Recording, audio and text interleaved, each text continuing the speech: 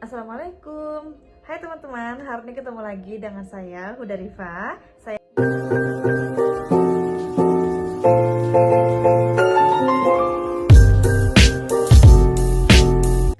Assalamualaikum.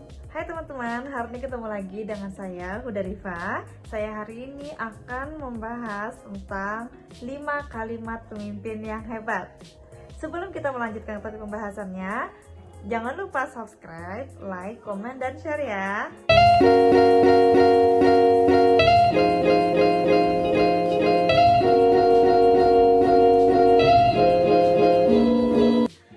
Dalam berusaha, dalam berniaga, dalam memimpin suatu perusahaan, kita memang harus mempunyai sifat sebagai leader atau pemimpin.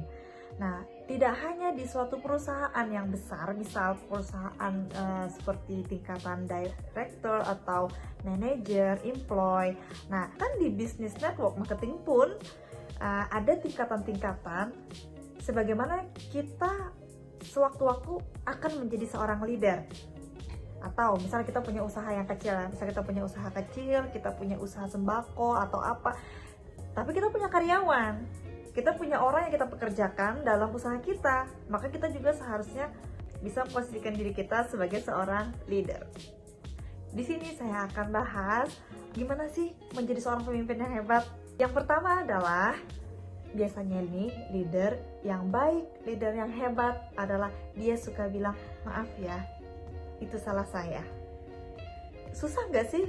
Ya susah. Karena apa? Karena itu melawan ego, melawan kesombongan, melawan sesuatu yang kita nggak suka. Nah, jadi di sini sebagai pemimpin yang hebat, maka dia sering mengatakan kalau ada suatu permasalahan dalam kelompoknya atau dalam binaannya atau di dalam perusahaannya, dalam bisnisnya, maka dia sering bilang, maaf, itu salah saya. Teman-teman bisa bayangkan ya, misalkan kita bekerja atau dengan teman kita, berkolega atau berelasi atau bermitra dalam berbisnis, terus kita sering menyalahkan teman kita seandainya ada masalah, kira-kira usaha kita bisa berlangsung lama nggak gitu. Otomatis enggak kan? Jadi kita biasakan kalau misalkan ada permasalahan, yang pertama harus kita lihat dulu apa masalahnya, terus kita introspeksi diri kita, terus kita biasakan untuk meminta maaf dan kita fokus untuk mencari solusi dan memperbaiki kesalahan dari itu. Yang kedua, teman-teman jangan gengsi kepada karyawan kita atau kepada downline kita bilang seperti ini, aduh saya bangga banget sama kamu. Gimana? Posisi kita aja ya, misalkan kita dipuji sama atasan kita seperti itu, otomatis itu bisa menimbulkan rasa solid di dalam pekerjaan tersebut. Nah, seorang pemimpin yang hebat pasti dia sering mengatakan, aduh saya bangga banget sama kamu hebat ya, kamu dalam bisnis ini luar biasa sekali. Nah, itu selain untuk memotivasi, itu juga bisa membangun persaudaraan dan kesolidan dalam satu tim.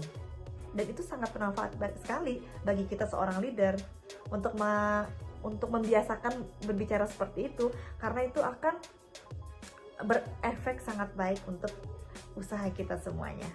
Yang ketiga, sebagai seorang pemimpin, kita juga tidak terbiasa untuk mengemukakan semua pendapat kita aja. Kita biasakan untuk meminta, bagaimana pendapat Anda? Bagaimana pendapatmu? Nah, biasakan untuk mengatakan bagaimana pendapat orang lain, dan itu kita menghargai orang lain.